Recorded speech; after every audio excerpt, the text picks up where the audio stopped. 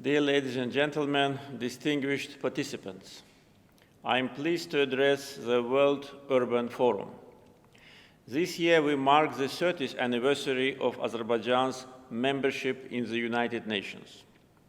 To celebrate this important occasion, a landmark event devoted to the attainment of Sustainable Development Goals in the post-pandemic and post-conflict era was organized in the liberated city of Shusha, the cultural capital of Azerbaijan, in March this year, with the participation of UN agencies.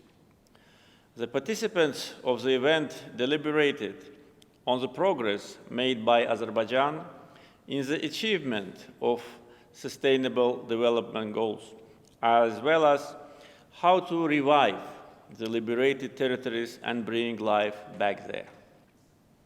The 2030 Sustainable Development Agenda and the new Urban Agenda guide our efforts to achieve sustainable urbanization and better urban future for our cities. While preserving the historic look of capital city Baku, we have succeeded in rebuilding and modernizing its infrastructure. It is worth noting that modernization and reconstruction of Baku and other cities of Azerbaijan has exposed us to new opportunities and experiences in terms of urban development. Baku, which is considered as one of the most beautiful cities with its unique architecture, parks and boulevards, combines in harmony the historical heritage and modernity. For us, sustainable urban development has gained even more value following the patriotic war of 2020, when Azerbaijan liberated its territories from 3 decades-long Armenian occupation. Armenia has purposefully destroyed cities and villages and robbed and plundered every cultural and religious monument in the occupied territories of Azerbaijan throughout its almost 30-year occupation, turning them into a stark example of urbicide and culturocide. Perhaps the destruction of cities of this extent has not occurred anywhere else in the world since the Second World War. 9 Azerbaijani cities and hundreds of villages have been wiped out. Destruction of Agdam city was of such magnitude that it was named by international experts as Hiroshima of Caucasus. In Fuzuli, the Azerbaijani army could not find a single building to raise our flag after liberation.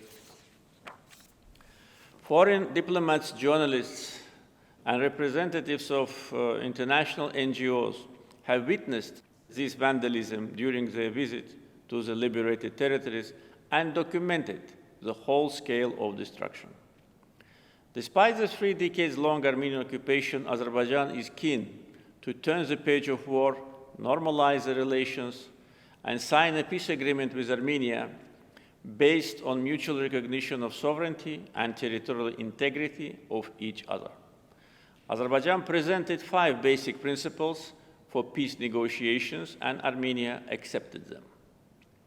We believe that a peace agreement would turn our region into a region of peace and cooperation. Azerbaijan is currently undertaking one of the most complex and ambitious reconstruction and rehabilitation efforts in contemporary history. The process of reconstruction starts with demining. The massive mine contamination is the main challenge ahead of us and slows down reconstruction and return of internally displaced persons. According to initial estimations, during the times of occupation, Armenia planted more than 1 million landmines. Since the end of the patriotic war in November 2020, more than 220 Azerbaijani citizens were killed or severely injured as a result of landmine explosions. Azerbaijan is applying modern urban planning and utilizing the concept of green energy and zero emissions in the liberated territories. For 30 years, our internally displaced persons suffered from Armenian occupation and were deprived from their homelands. The first pilot project for the return of internally displaced persons was implemented in the village of Ağalı of Zengilan region. This May, first residents of the Ağalı village started to resettle in their homelands. Smart village Ağalı has become one of the most modern villages in the world now. Azerbaijan has built an airport in the liberated city of Füzuli in less than 8 months. Currently, the construction of 2 more airports is underway in the liberated cities of Zengilan and Lachin. The master plans of some of the cities in the liberated territories are ready. The master plan of Shusha is based on retaining the tremendous historical heritage of the city. In Agdam, we are building a completely new city with population of tens of thousands inhabitants, which will become an industrial center of the Karabakh region. The Agdam Industrial Park, with 200 hectares of area, is already operating and open for investors and entrepreneurs. We are building Zengilan with a view to integrate this city into nature and turning it into a park city. Overall, our target is to combine speed and quality in the reconstruction process, whereas the protection of the environment will be among our priorities. We aim to build inclusive, safe, resilient, and sustainable cities and villages in line with Sustainable Development Goals. New cities and villages will have a harmony of living and working conditions. All this work is being conducted with Azerbaijan's own financial resources.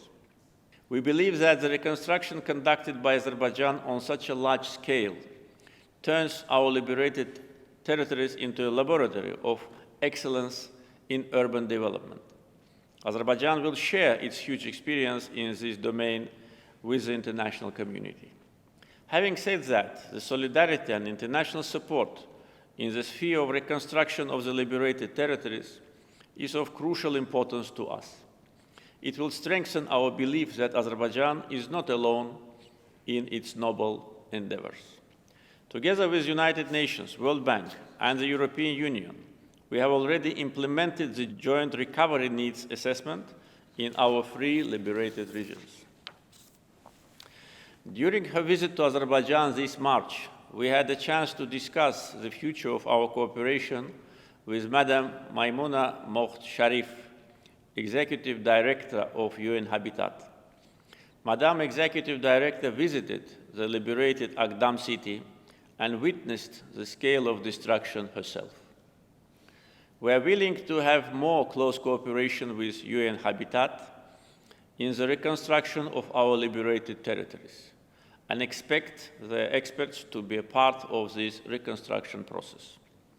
The discussion on the organization of the annual National Urban Forum this year in Azerbaijan, in Agdam, is also underway between Azerbaijan and UN Habitat.